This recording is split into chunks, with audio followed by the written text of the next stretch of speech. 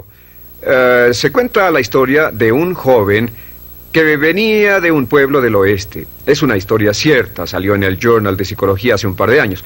Sacó 10 en toda la secundaria y la preparatoria, y al final del último semestre escribió su prueba de aptitud para asistir a la universidad. Semanas después recibió una carta que decía: logró 98 puntos en la prueba de aptitudes y por lo tanto lo admitimos en la universidad para el otoño. Pero como no sabía mucho sobre pruebas de aptitudes, pensó que el 98 era su coeficiente intelectual. Una calificación de 98 está por debajo del promedio y como 20 puntos abajo de lo que hace falta para la universidad. Se convenció de ello y descartó toda su carrera de puros 10. Estaba convencido de que no podría trabajar a nivel de universidad, pero fue al colegio en el otoño. Después del primer semestre estaba reprobando o casi reprobando todas las materias. Su consejero lo llamó y le dijo: ¿cuál es el problema? Su preparatoria fue excelente y estos cursos solo tienen un grado más de dificultad de los de su preparatoria. Tiene problemas con las chicas, con las drogas, con la adaptación. ¿Qué es lo que pasa? Y dijo: pues señor, hago lo más que puedo, no puede culparme. Saqué 98 de IQ. El consejero lo vio y le dijo: ¿de qué estás hablando? Y dijo: pues en su carta decía que saqué 98 en la prueba de aptitudes. Y él dijo: hijo, eso no es un IQ, eso no es tu coeficiente intelectual de ninguna manera. Lo que pasa es que llegaste a un nivel más alto que el 98% de los estudiantes en el país que hicieron esa prueba. Eres uno de los chicos más brillantes en la universidad.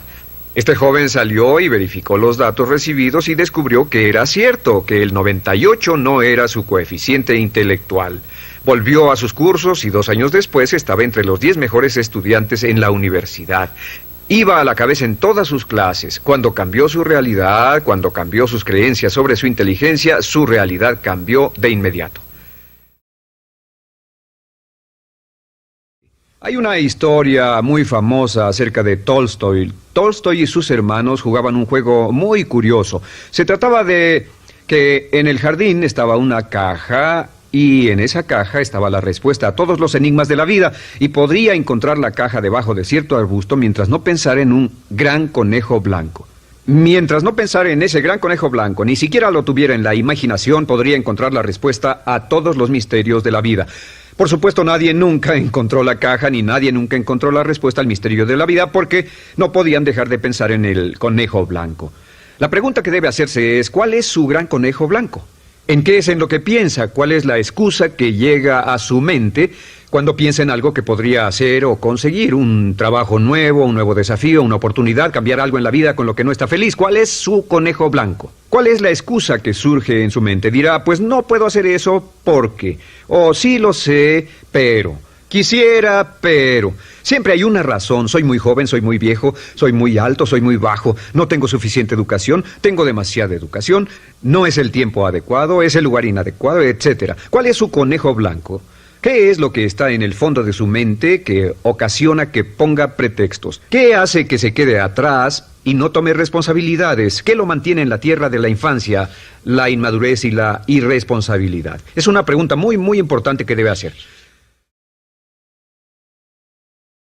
Un experimento muy interesante con la cámara escondida hace algunos años fue que hicieron una plancha de hielo y la pusieron en la acera sin que nadie los viera. No hacía mucho frío, pero lo hicieron y observaron cómo reaccionaban las personas cuando pasaban por ahí, cuando caminaban por ahí, llegaban a esa plancha de hielo, se desequilibraban y se resbalaban, y lo primero que hacían era observar a la persona más cercana a ellos, enojados, verdaderamente furiosos. En otras palabras, buscaban a quién culpar. Y si no había nadie cerca de donde habían caído, se levantaban otra vez, miraban a su alrededor, no había nadie, y entonces pateaban el piso, pateaban con fuerza y se iban.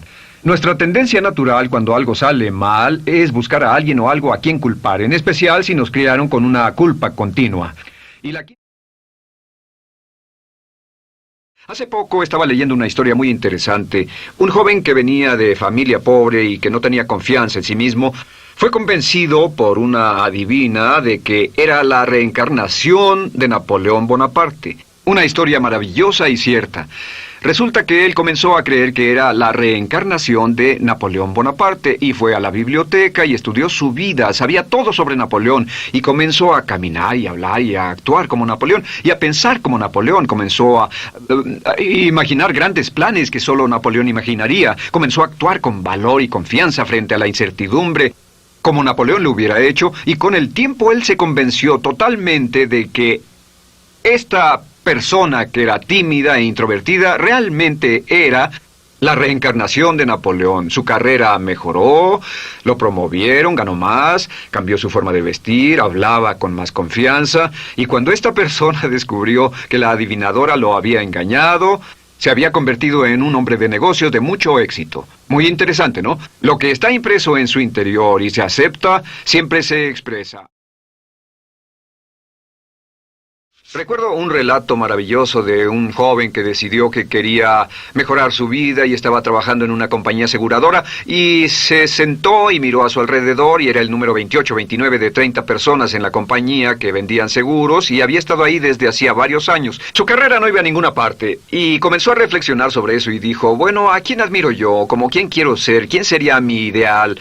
Y decidió que quería ser el mejor vendedor de la sucursal. Y entonces empezó a observar a los dos mejores vendedores de su oficina y comenzó a pensar en ellos y en lo que hacían, habló con ellos y les pidió consejos y después de unos cuantos años, usando este proceso, tratando de parecerse a los vendedores que admiraba, se fue pareciendo cada vez más a ellos, se vestía como ellos, caminaba, hablaba, trabajaba como ellos, estudiaba como ellos y con el tiempo llegó a ser el mejor vendedor de la sucursal, el mejor vendedor de la región, el mejor vendedor de la división y el mejor vendedor de la nación y se convirtió en el vicepresidente de una de las más importantes aseguradoras del país, simplemente estableciendo su ideal de sí mismo y trabajando hasta lograrlo.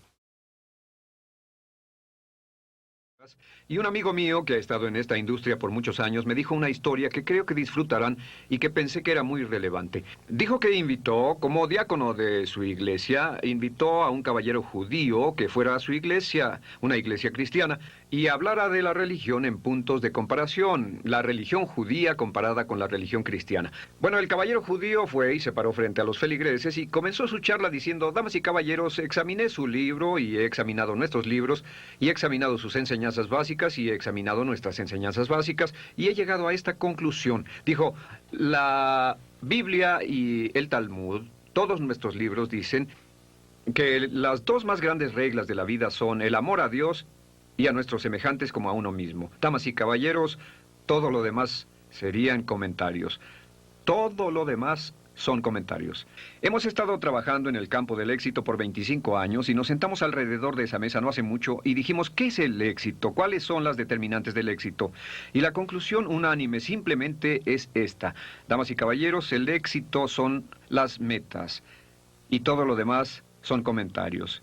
El éxito son las metas y todo lo demás son comentarios. Y no creo que haya nada que ustedes aprendan que sea más cierto que esto.